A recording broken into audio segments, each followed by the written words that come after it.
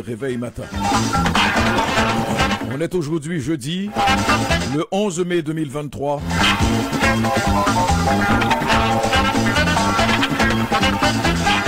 Mille excuses. Le même plaisir d'être avec vous pour vous présenter vos 3 heures d'information en continu sur votre CPAM. Le 14-10 AM. On est également sur CPAM TV. Bonjour, bonsoir, dépendant de l'endroit où vous nous écoutez, c'est le www.cpam1410.com. Et pas moyen de nous rater puisqu'on est sur votre téléphone, le 438-804-5520. Junie Limage est avec nous en soutien technique et à la recherche. Et tout de suite, on dit bonjour à Asma Heurtelou. Bonjour Asma. Bonjour Pierre, bonjour à tous, ça va bien? Ça va bien, merci. Et toi-même? Ça va bien. Ça va pas toujours bien. Ça va... Non, ça va bien. Ouais, ça va bien même quand ça va mal. Non, ça va bien parce que ça va bien. Jean-Ernest Pierre, bonjour. Ton micro. Monsieur Pierre. Oui, ça va bien, ça va bien, ça va toujours bien. Bonjour tout le monde. Bonjour le monde chez vous. Même que ça va mal. Même quand ça va mal, ça va quand même bien, Jean-Emmanuel. Oui, Asma, tu vois, on est en tenue rayée comme des prisonniers. Oui, je vois. Comme des prisonniers. Prisonniers. Ah, mais pourquoi tu penses à ça? Tu es négatif, Jean-Emmanuel. Il se réveille négativement. Bon. Ouais. Et puis toi, tu réveilles toi-même, Jean-Emmanuel. C'est ça. Mais j'ai regardé très tard le truc sur Donald Trump après notre rencontre. Oh, il était à CNN hier, hein? Oui. Oui. Mais c'est effrayant quand je dis à Jean-Ernest, quand on disait hier, le règne du mensonge. Asma, ça n'a été que du mensonge. Que tu parles. Les mêmes. Et puis l'arrogance du bonhomme sur un plateau qui était honni, sur lequel il avait craché, c'est sur CNN.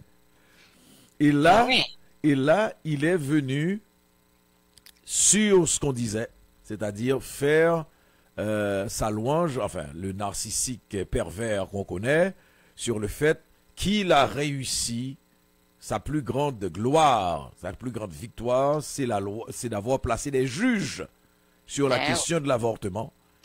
Ah mais c'est effrayant. Et puis il revient sur la question des élections qu'on lui avait volées. Je dis, et puis Jean-Ernest, Asma, la majeure partie, la grande majorité des gens qui étaient là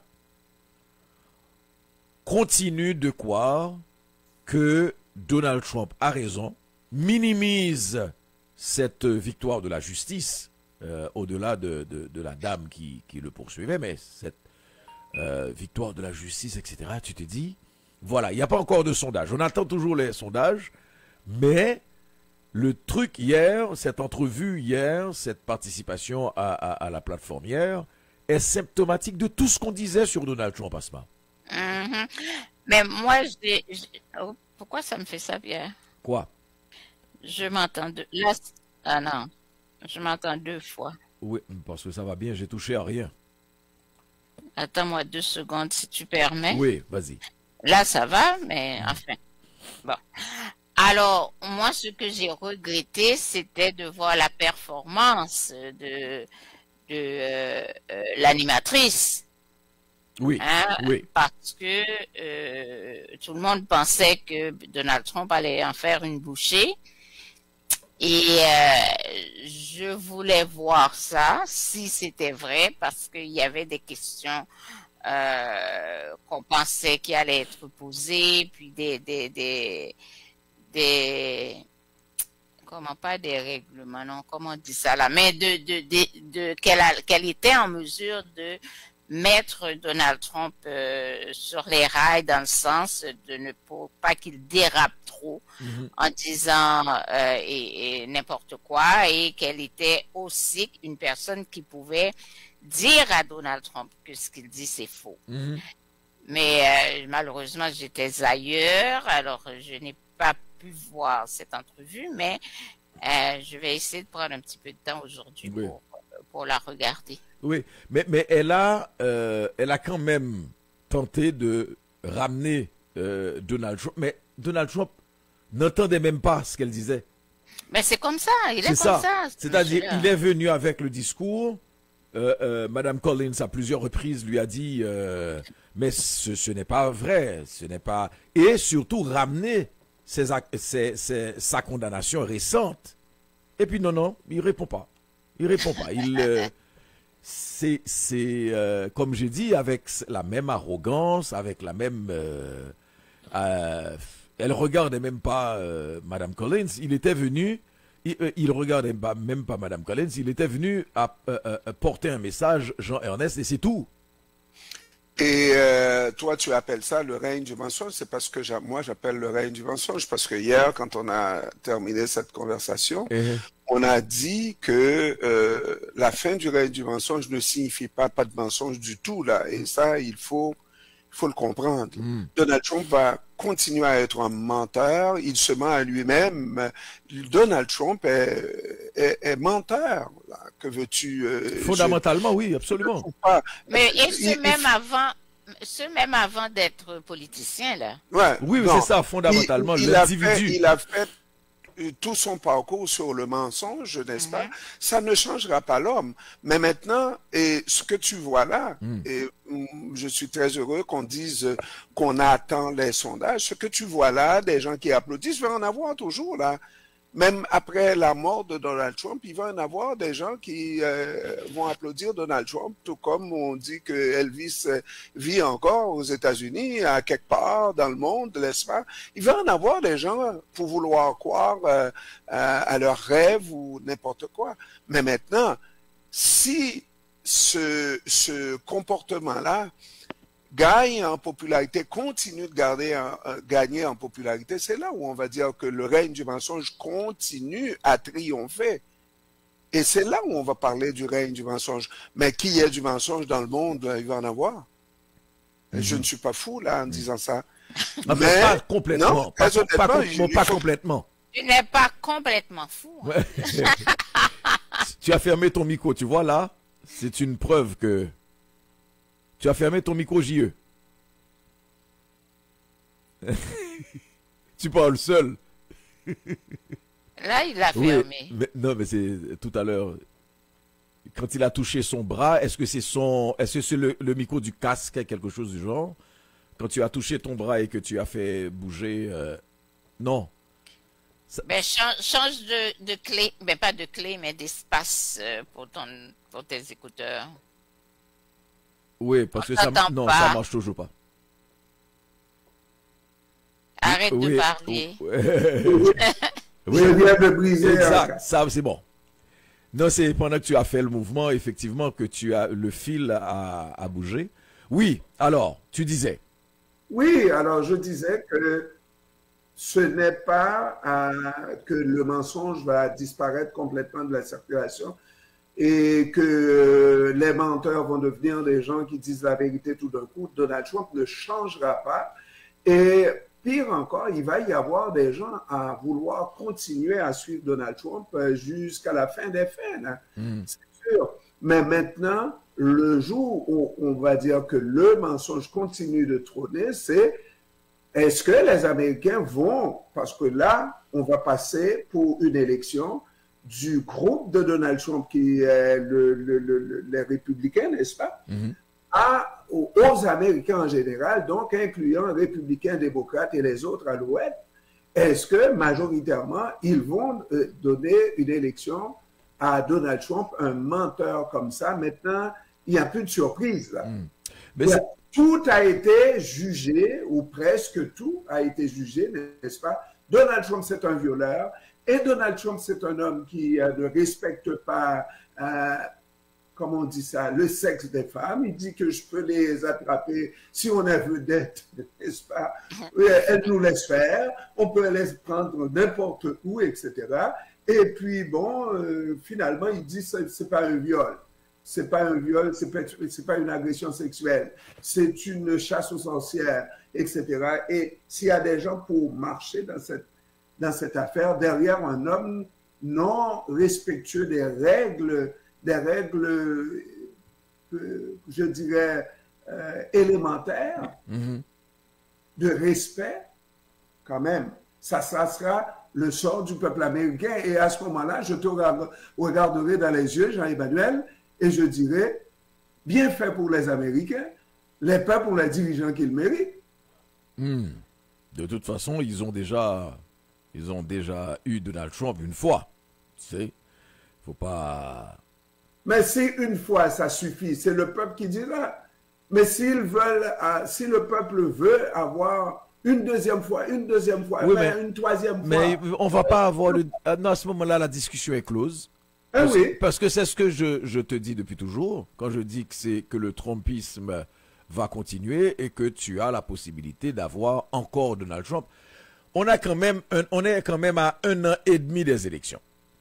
Parce que 1 an et demi, c'est quasiment asma comme un siècle.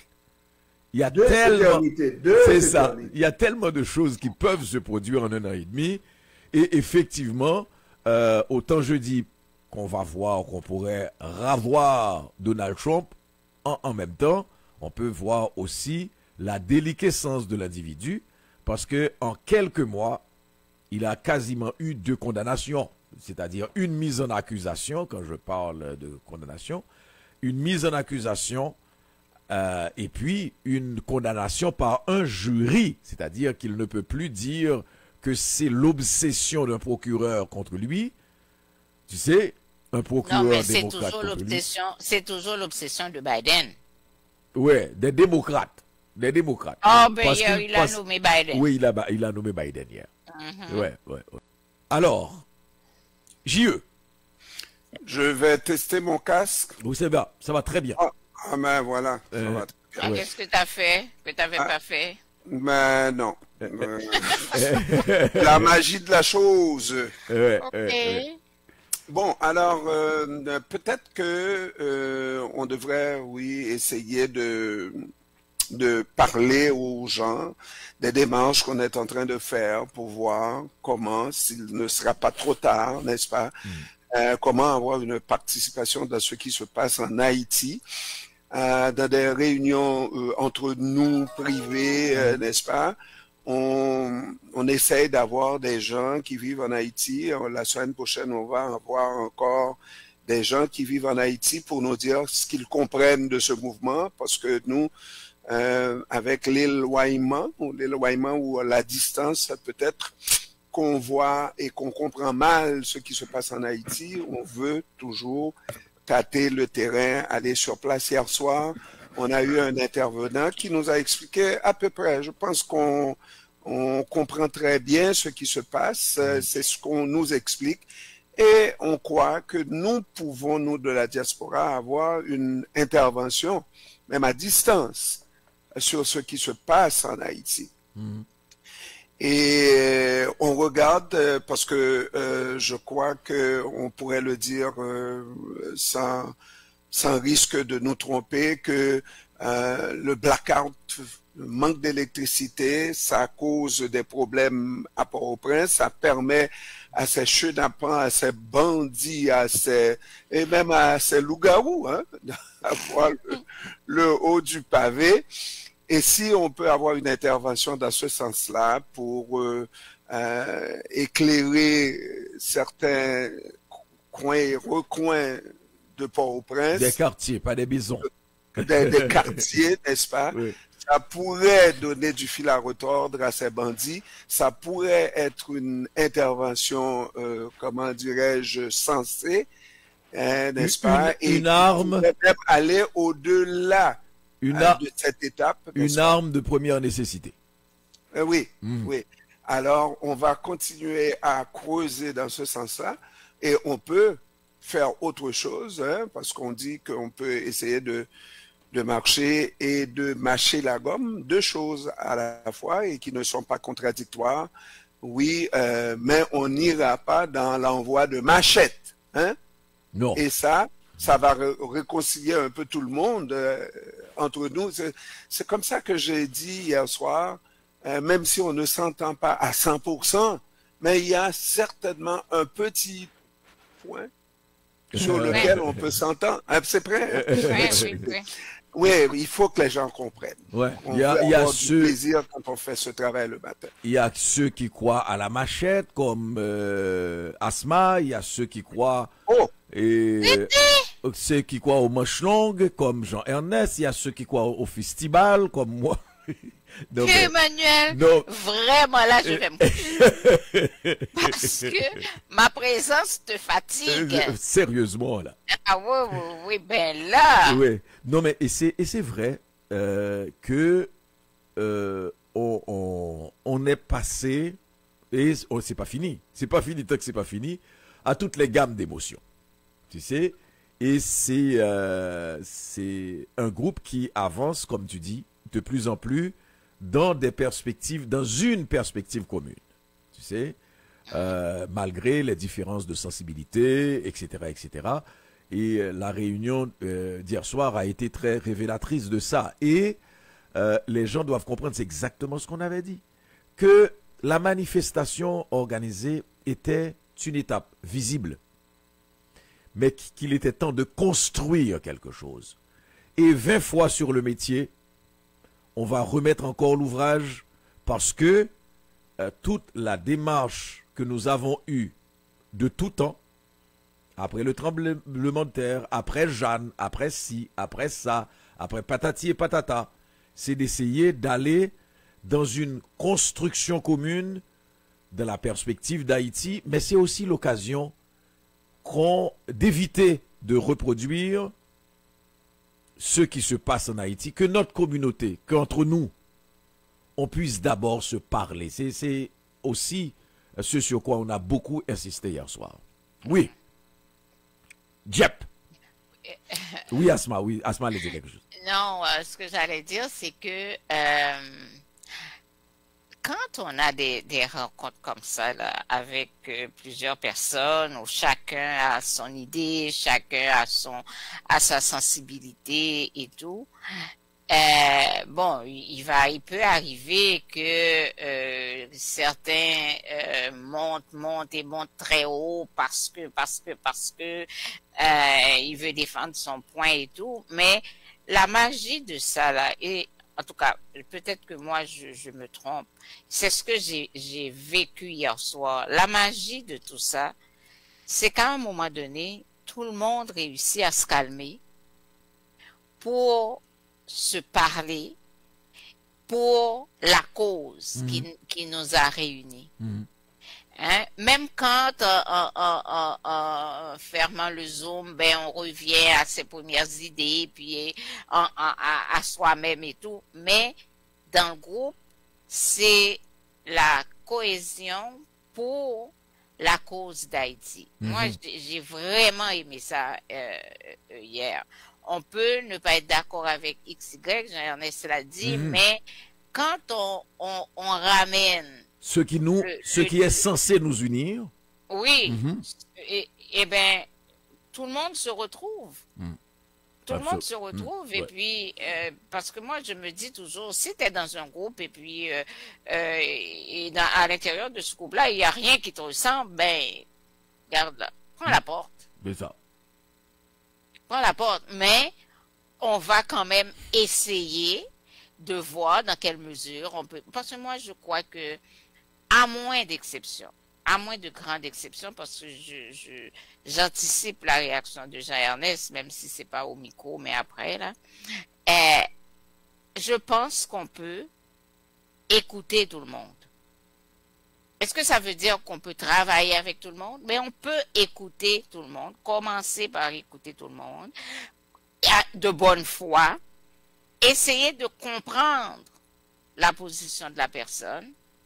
C'est un deuxième grand pas et peut-être que ça va nous amener à pouvoir travailler ensemble. Moi, je crois. C'est sûr qu'il y a des situations, exemple, moi-même, je me prends un exemple. Il y a une situation, parce que c'est personnel, ça n'a rien à voir avec la cause dans le temps, parce que je ne parle pas de présent là, dans le temps, ça n'a rien à voir avec la cause, c'était une attaque à ma personne. Alors je me dis non, cette personne-là face à moi est dangereuse. Eh bien bon, non. Je ne m'assoirai pas pour peu importe la raison. Non, c'est non. Mais autrement, là, quand on a une cause commune, pourquoi pas? Pourquoi pas? Alors, et c'est ce travail-là qu'on est en train de réaliser. S'asseoir avec la personne, il y a plusieurs façons de s'asseoir avec une personne. C'est d'abord dans le privé, n'est-ce pas, où on va, comme on a dit avec Jack Layton, aller prendre une bière avec la personne. Ça, c'est surtout une personne qui t'a fait du tort, etc., ou dont tu présumes que cette personne-là, si elle a l'occasion, ou il a l'occasion, il va vouloir te faire du mal, il ne ratera pas une occasion de te faire...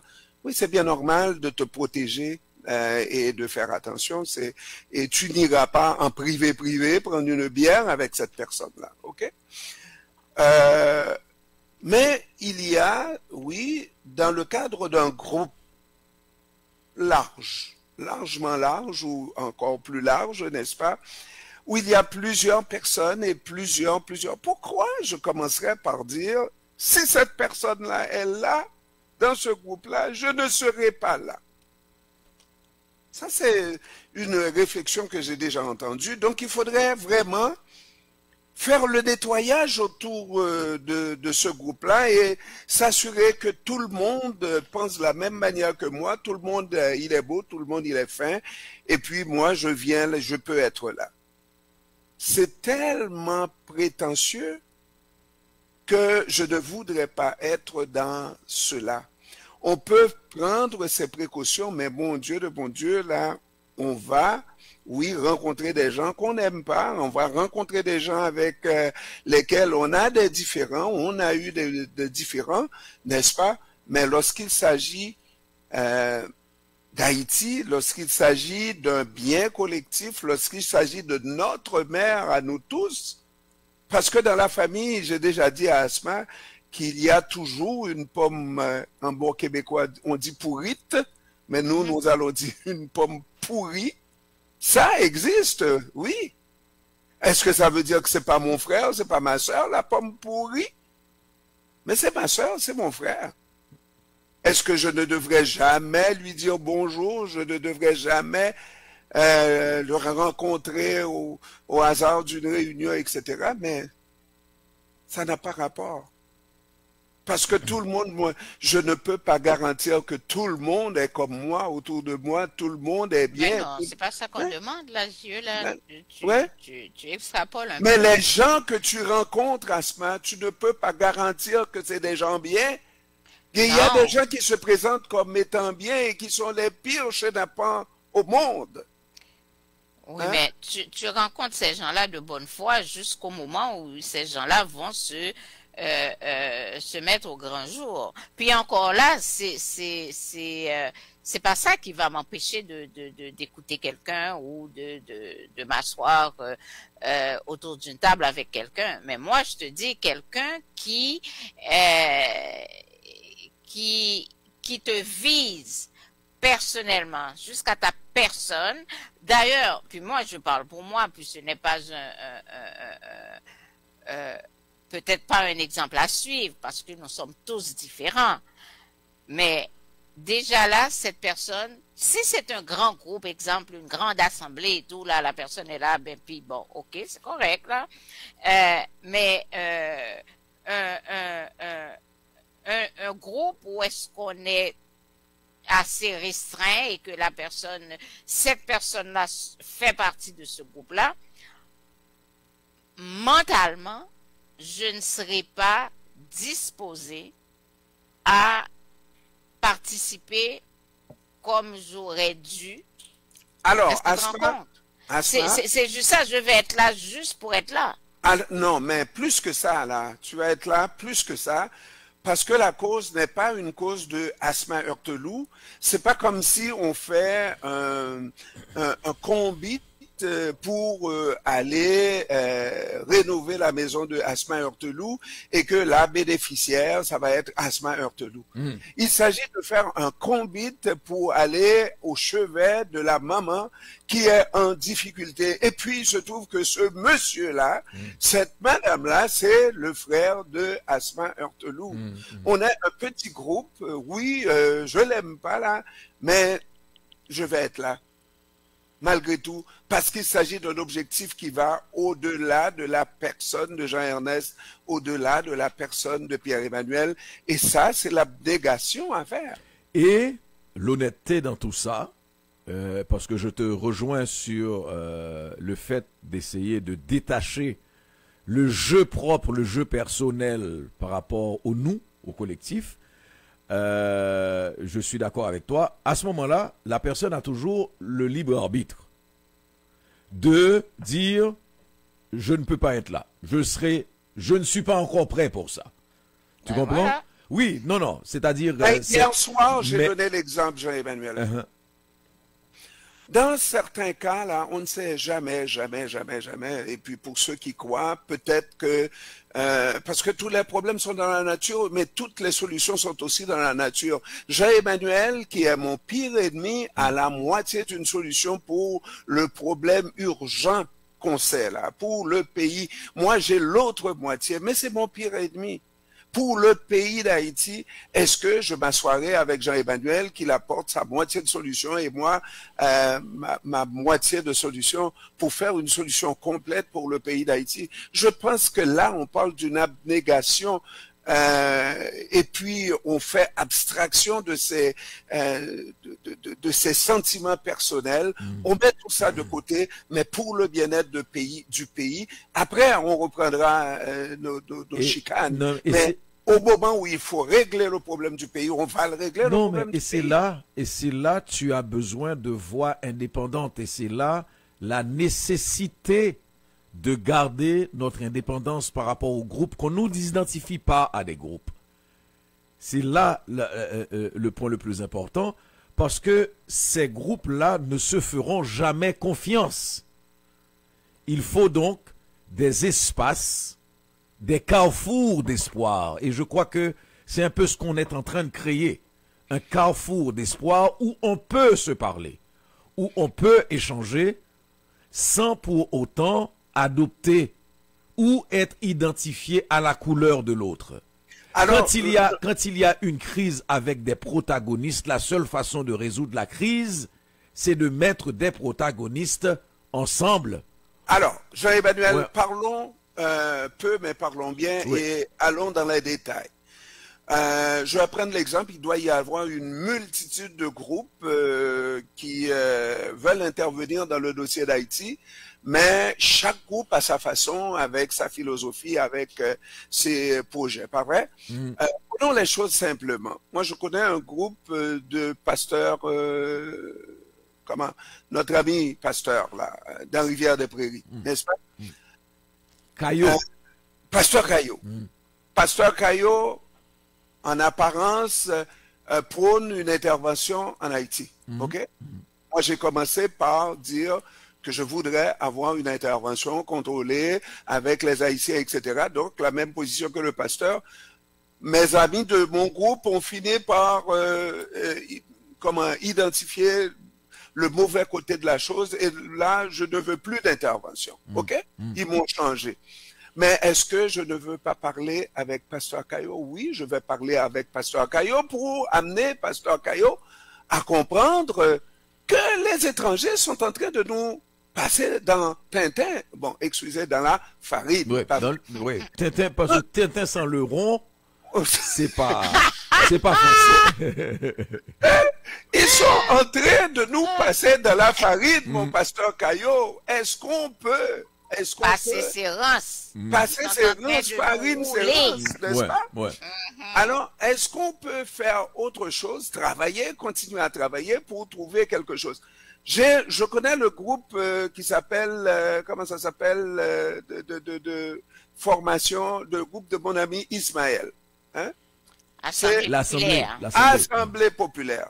Assemblée populaire, c'est une initiative extraordinaire, géniale, à laquelle participe également notre ami Donald. C'est donc le cabaret des idées en personne, n'est-ce pas, dans ce projet.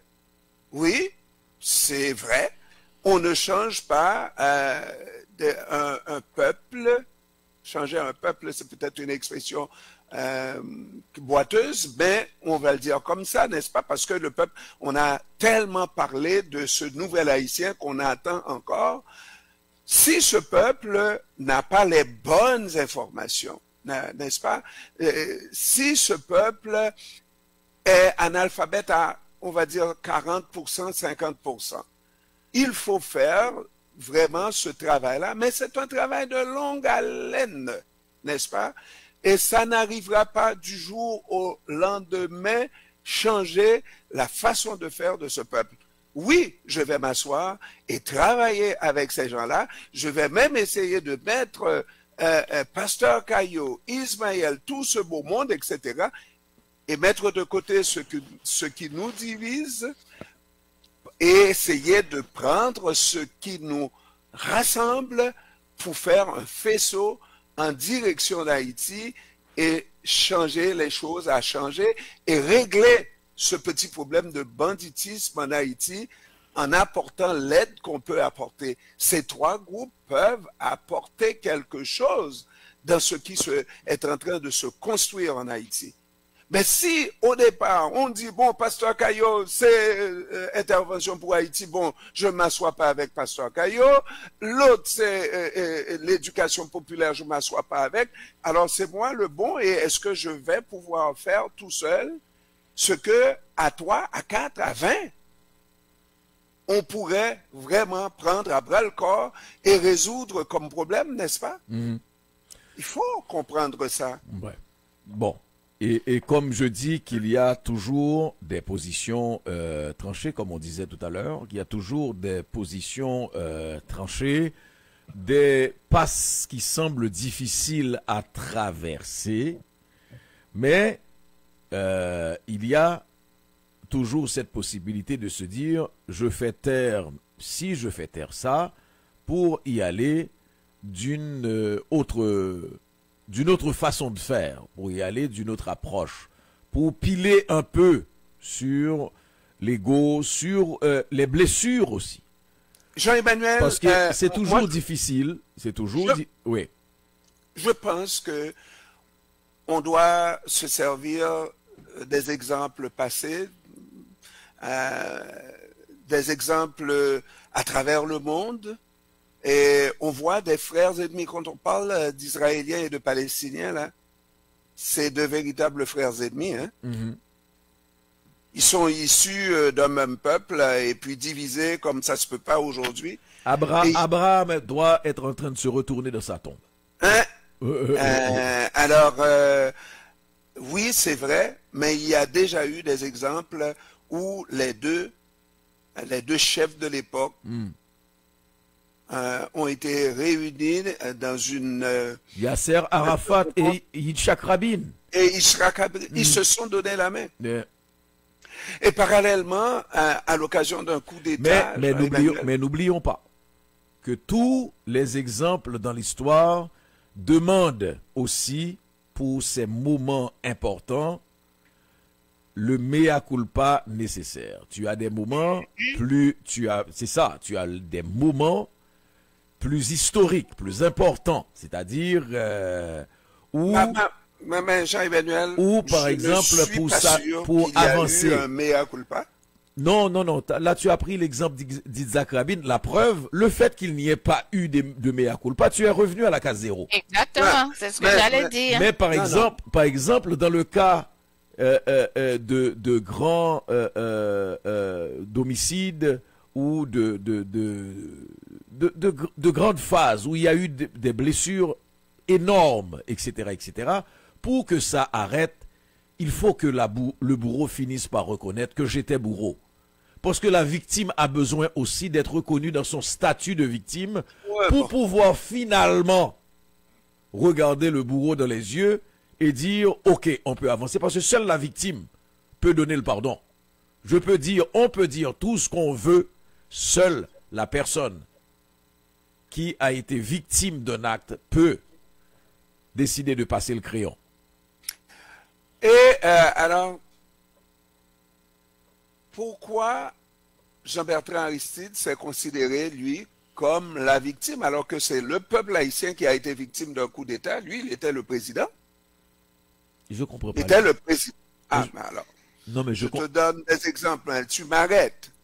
Ok, vas-y. Parce que, oui. Normalement, quand on a essayé de rencontrer, de faire en sorte qu'Aristide rencontre son pourfendeur de l'époque à l'occasion du premier coup d'État, Raoul Cédras, et il n'a pas voulu. Est-ce que c'est ce type d'exemple-là qu'on doit suivre? Non, parce que non, arrêtons-nous là. J'étais le président, laisse-moi terminer, Jean-Emmanuel, tu m'arrêtes trop. Oui. J'étais le président, il y a eu un coup d'État, tu as fait un coup d'État contre mon pouvoir, et donc je ne te rencontrerai pas, je ne te serrerai jamais la main. Non, hein? Les militaires étaient encore en train de tuer les gens. Mais oui, c'était l'occasion de dire, regarde là, je te donne la main, mais tu vas parler à tes militaires qu'ils arrêtent le massacre contre le peuple. C'est mon pouvoir à moi, oui, j'étais président, je suis encore président, mais regarde là, tu as fait un coup d'État et c'est un coup d'État sanglant, mais je te rends compte, c'est toi le chef là, arrête le massacre en Haïti. Je te parle les yeux dans les yeux. Oui, non, mais c'est ce qui avait été dit à Governor's Island. Il ne lui a pas donné la main. Oui, mais pourquoi? Donner la main, c'est pas important.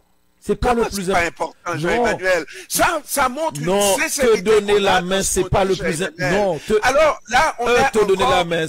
Jean-Emmanuel, tu viens de dire, regarde là. Au départ, on a dit, oui, à un moment donné, il faut savoir laisser passer et c'est ressentiment personnel. C'est pas que tu sois dans un exemple et là tu me dis qu'il faut garder ces ressentiments. Mais c'était pas un ressentiment personnel, c'est ce que je te dis. Dans le cas de Governor's Island, tu as des gens qui mourraient encore. Oui, mais il fallait prendre la décision de faire arrêter ça. Oui, ce n'est pas... Aristide avait l'occasion de dire les vraies affaires à Raoul Cédras. Jean-Ernest, pour arrêter le génocide du Rwanda, c'était pas de donner la main aux assassins. Il y a des mesures qui doivent être prises et le plus important pour moi, c'est que même quand ils n'étaient pas autour d'une même table, ils étaient dans le même lieu parce que être autour d'une même table pour se vilipender, etc. On revient sur ce qu'on a dit au début, Jean-Emmanuel. Ouais. Il y a des situations où on garde, moi je ne lui pardonnerai pas. Tant et aussi longtemps qu'il y a pas 10 livres de terre sur mon estomac, je ne parlerai pas, Jean-Emmanuel. Bon, je parlerai non, pas. Il se parlait. C'est l'attitude haïtienne. Non, il se parlait. Non, il se parlait pas, Jean-Emmanuel. Mais oui, il se parlait. Non, ils se parlaient pas. Ils étaient dans deux pièces. Les négociations ne se font pas toujours autour de la même table. Quand on dit... À ce moment-là, tu vois l'étranger qui essaie de vous asseoir, là. Vous êtes frères. D'ailleurs, on ne devrait pas laisser une place entre nous deux, là, toi et moi, là, du même sang, là. Nous sommes JEP. On a un différent, et puis on fait venir un étranger. Et puis qui est en train de rire de nous, hein, dans sa barbe, hein, ces gens-là, qu'est-ce que... Non, mais de toute façon, Emmanuel, de toute façon, non, mais je vais te dire, de toute façon, dans ce cas-ci, parce que là, on fait du back and front, c'est-à-dire, on va sur beaucoup de choses en même temps.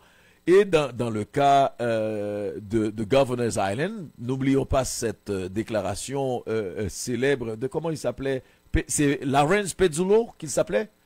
Pezzullo qui disait, s'il y a une chose qui est essentielle, enfin qui est commune aux Haïtiens, c'est le chromosome en moins. Si tu te rappelles la fameuse phrase que les Haïtiens avaient, un chromosome en moins qui était le chromosome de l'Union. Oui, Asma.